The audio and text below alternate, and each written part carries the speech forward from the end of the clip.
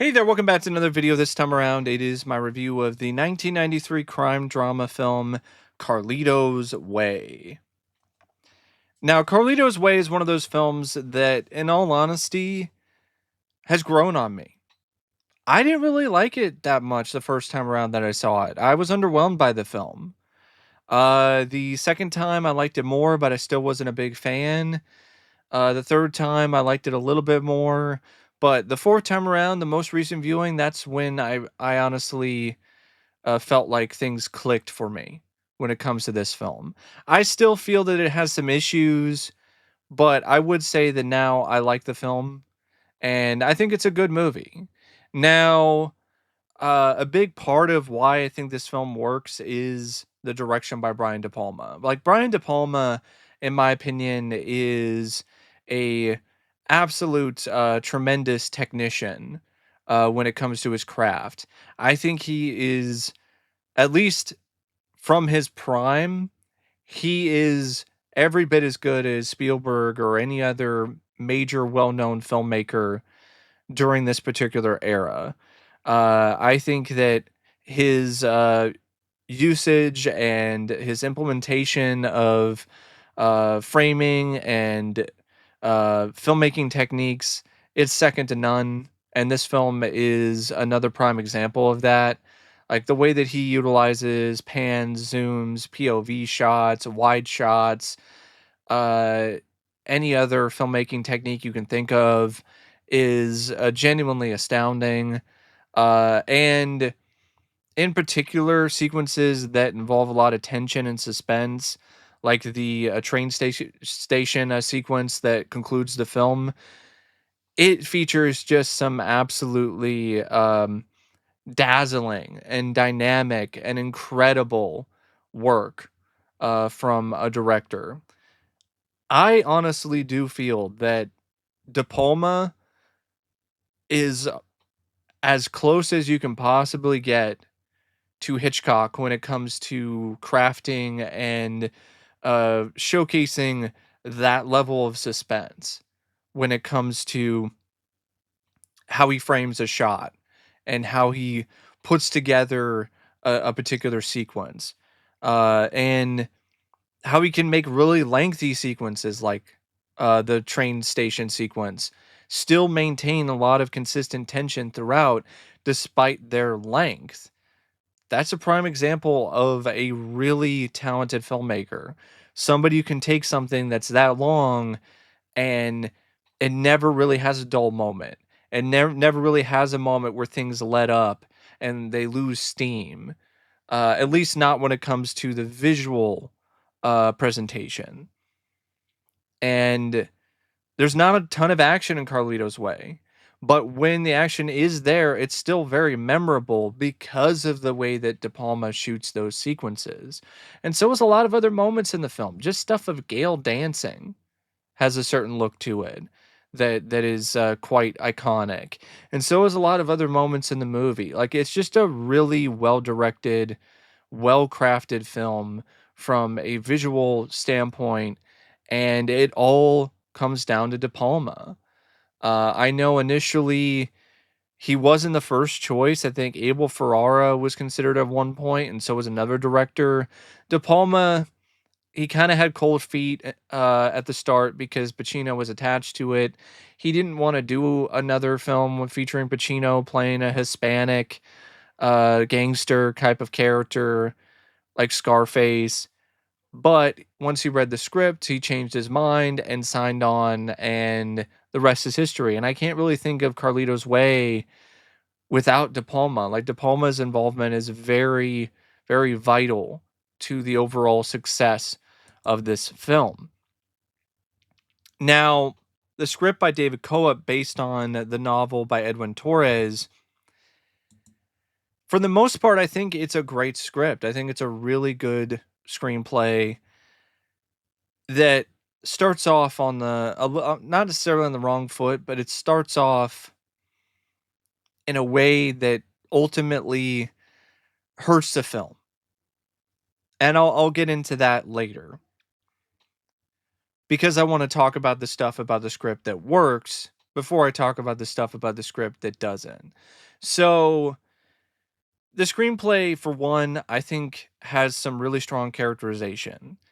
Carlito Brigante really does feel like a very fleshed out character. And the script does a great job making you sympathize with him and ultimately root for him. You want him to find a way to stay on the straight and narrow path.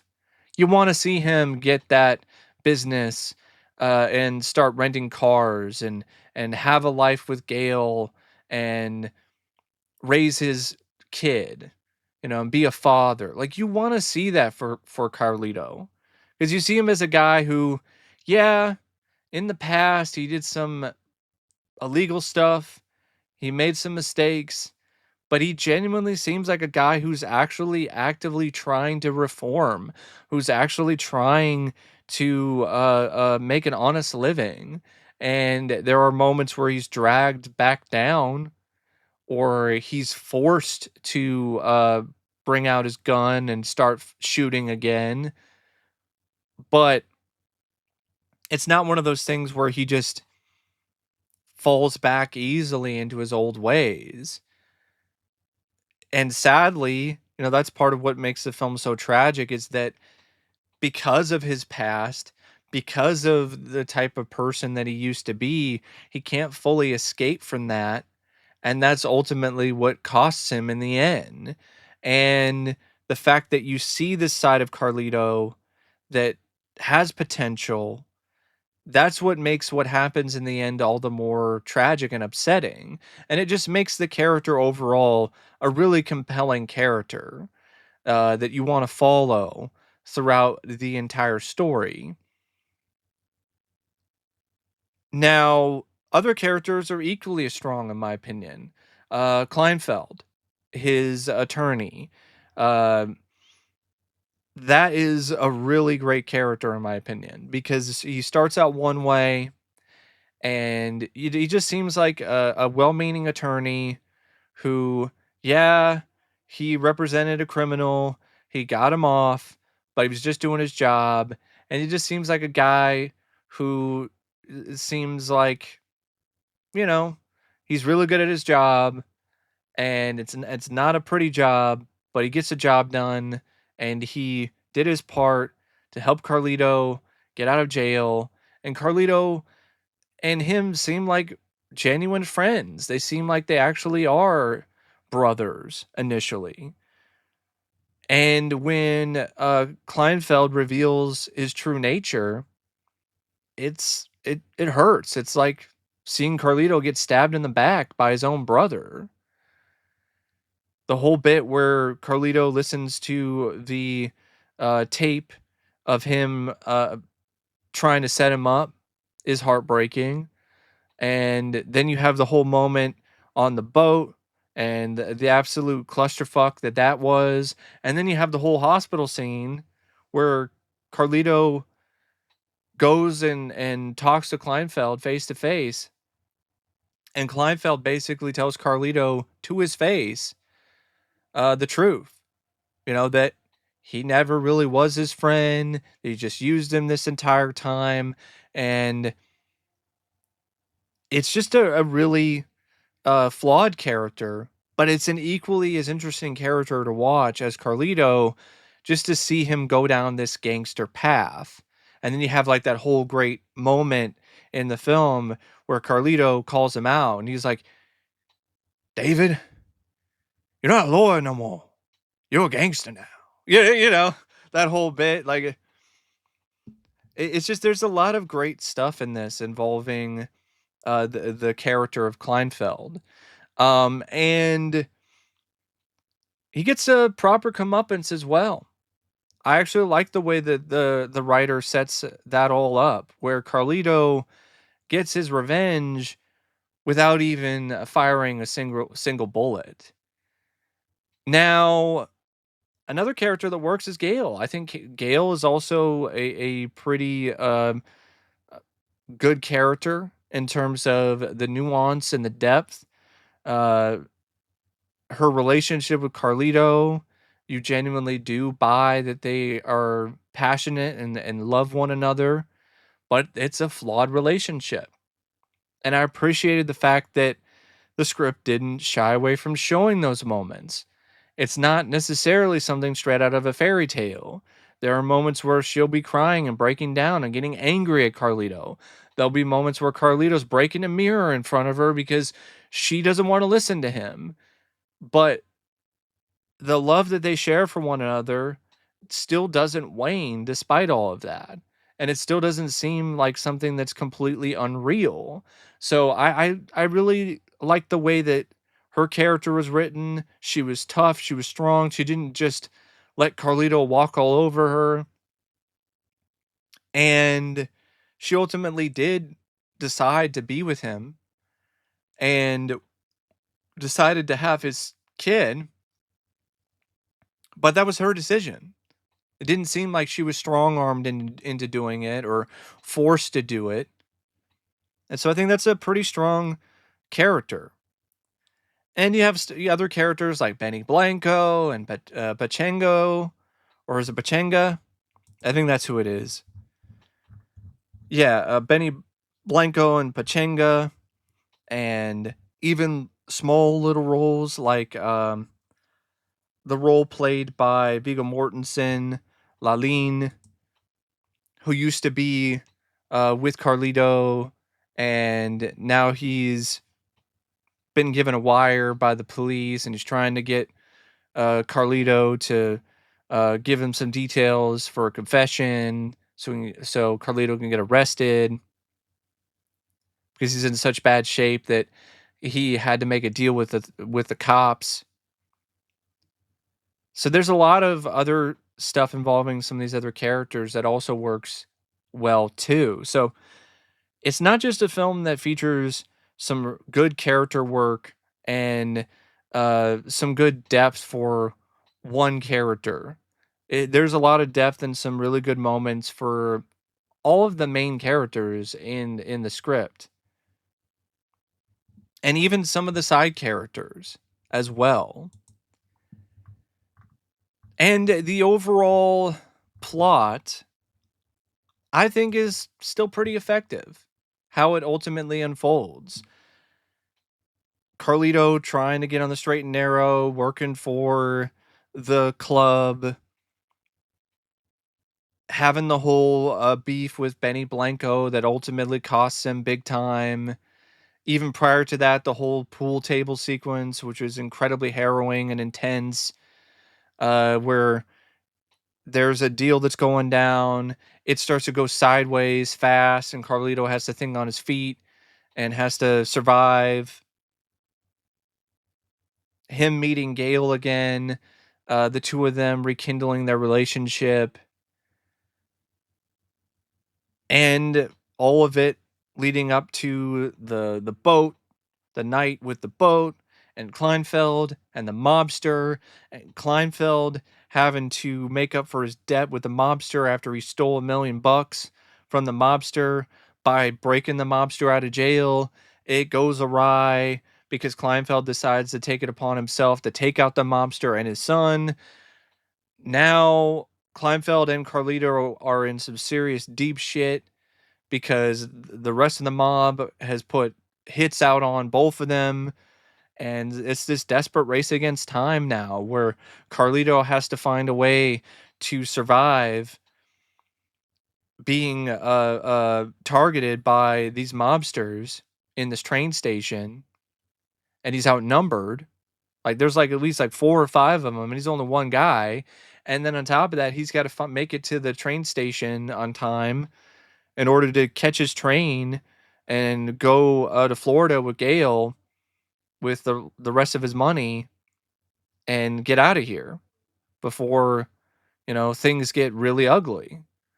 And I mean, even before the train station, there's some really great moments of tension where he goes to the club, he's trying to get his money, the money's not there, the mobsters are already there, so there's already this really increasing amount of tension that's building. He has to essentially threaten Sasso and get him to tell him where the money is. Gets the money, has to essentially find a way to outsmart the mobsters, does it by sneaking out through the bottom of the club, running down into the the underbelly of the club, the to get a short, quick little escape route. The mobsters then follow him to the train station, and for the most part, that sequence is honestly near perfect in terms of the way that it's written, except for some of the tonal stuff. I don't think he needed to have a fat guy out of breath. It just in just comical fashion. I don't really think that was something that was necessary. It was a little bit too much of a distraction for me personally. That sequence did not need levity. That's not what it needed. So I felt that that was out of place. But thankfully it wasn't really there a lot. But when it is there, it's pretty glaring. So I would have definitely cut that out. It's not needed. It actually hurts the tension. And the rest of that sequence unfolds in a way that I still think works very well, like the stuff with Benny Blanco. But because of the way that the film opens up, this entire climax doesn't have the same impact as I think it could have if things were handled differently. And that's really the biggest problem I have with this script. It's not the characters, like I said, they're strong. There's some great depth to them. They feel fully fleshed out.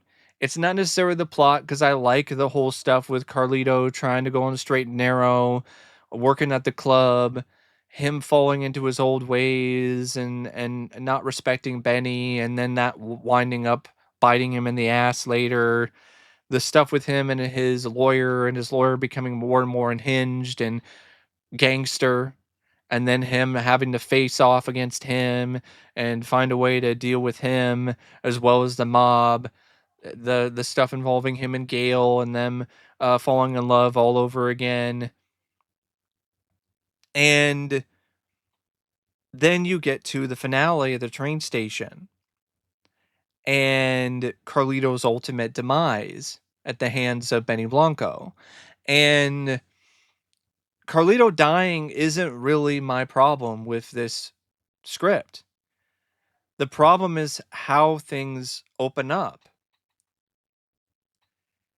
It makes his death obvious.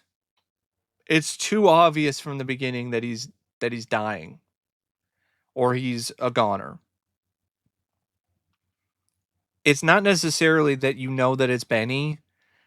That is a bit of a problem. I think you could have handled that better in terms of not showing the back of his head, because it's pretty obvious if you've seen the film more than once that it's John Leguizamo, because you could tell.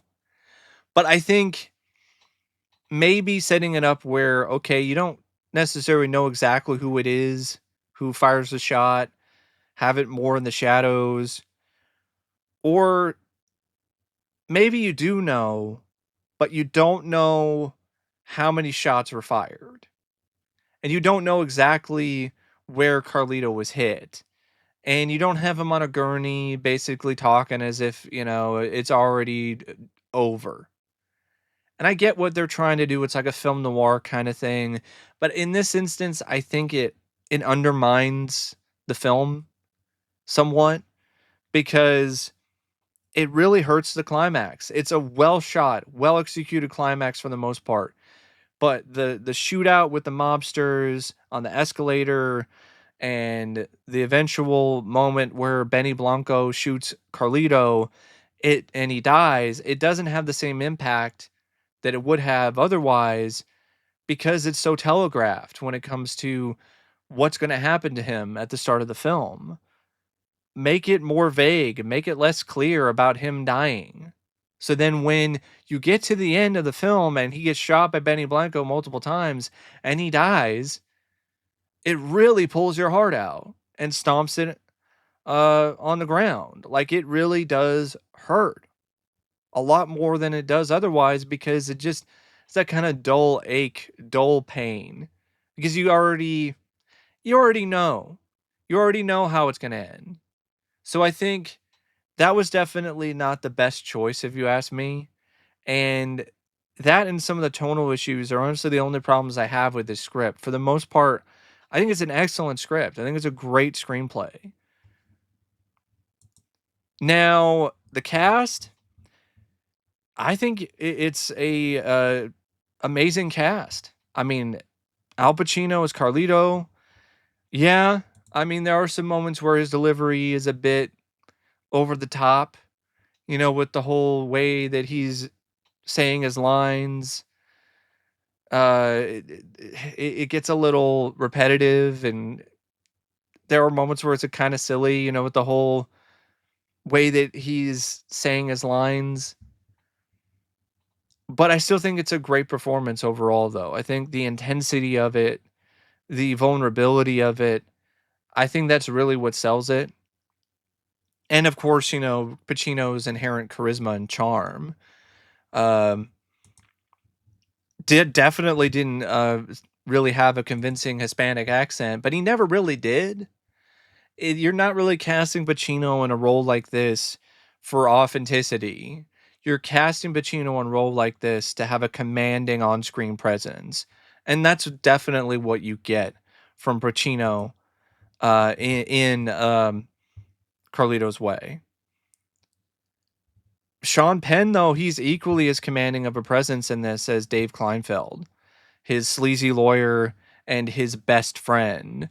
Uh, it was his first role he had done in like 3 years, and man, it's like he never left. Like he hit the ground running after that hiatus with this performance. It's honestly one of his best performances as an actor. Like he is incredible in this role.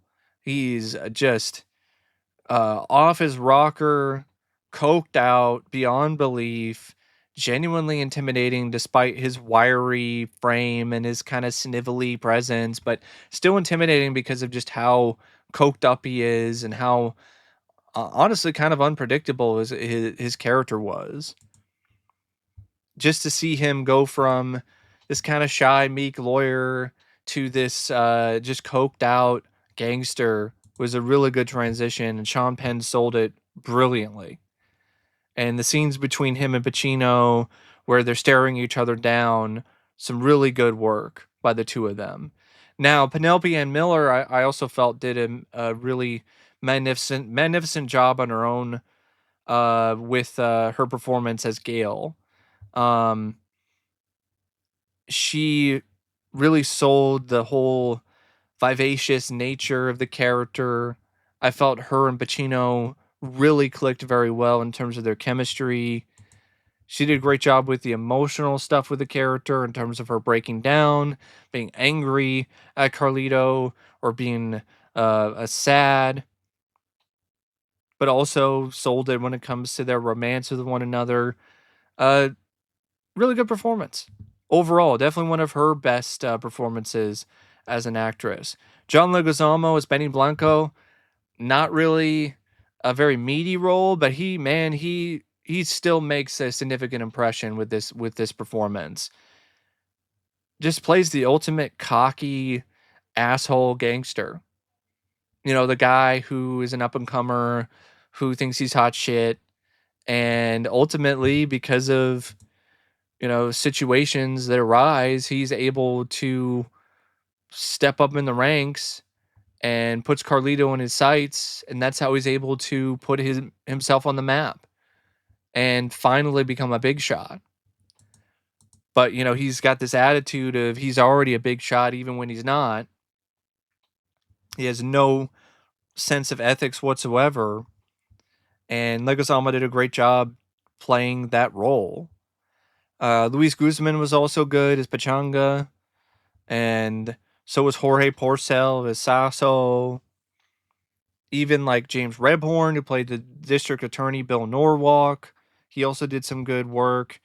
And Viggo Mortensen, surprisingly enough, as Laline. And I guess he was in this as a wise guy at the Copa, Vincent Pastore, which is kind of crazy.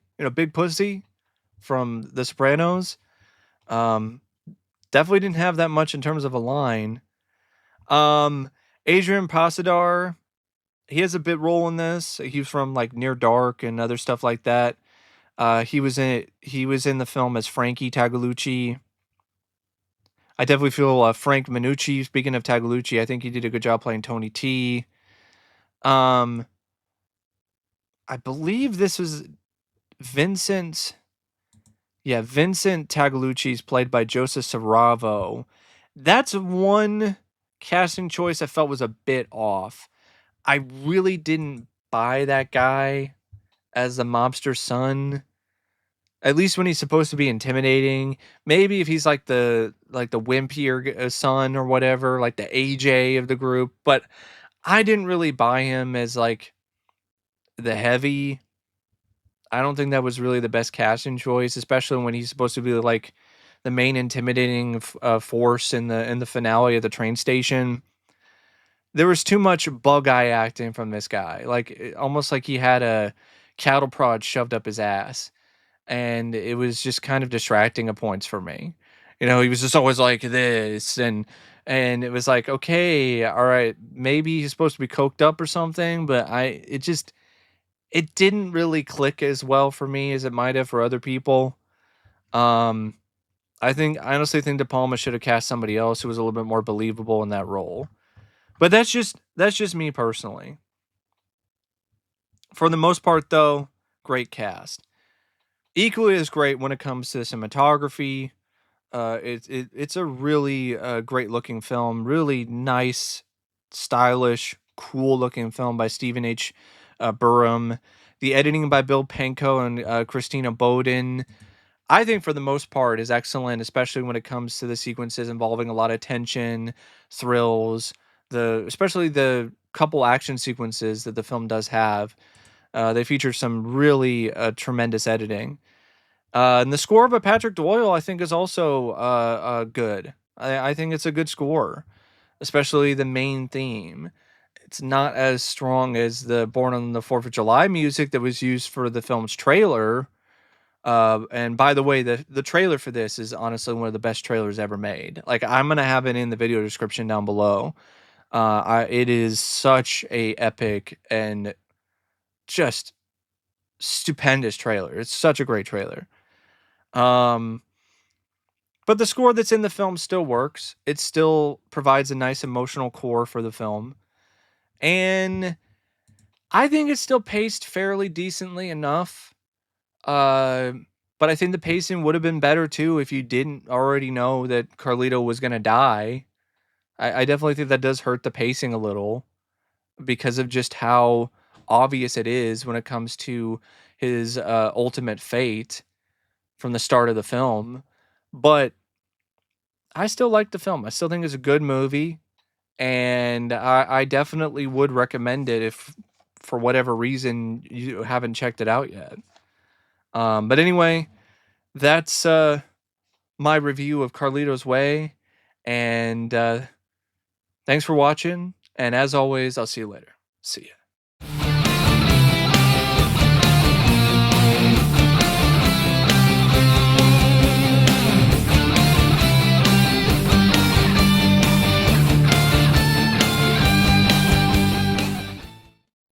Don't want to go far. Rough night. Tired, baby. Tired.